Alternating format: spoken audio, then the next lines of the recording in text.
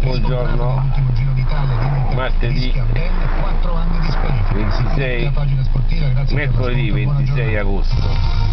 Guardate che schifo a prima mattina, che nube tossica. Direzione della Santa Maria, capo a Brezza. Siamo sulla variante ANAS, Caserta, Santa Maria, e a prima mattina notiamo questa enorme nube tossica che i cittadini respireranno per tutta la giornata.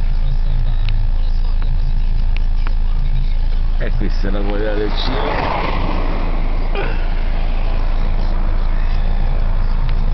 E vogliamo questa enorme nube tossica. È già tardi, sono le ore 8:30. Andiamo a lavorare.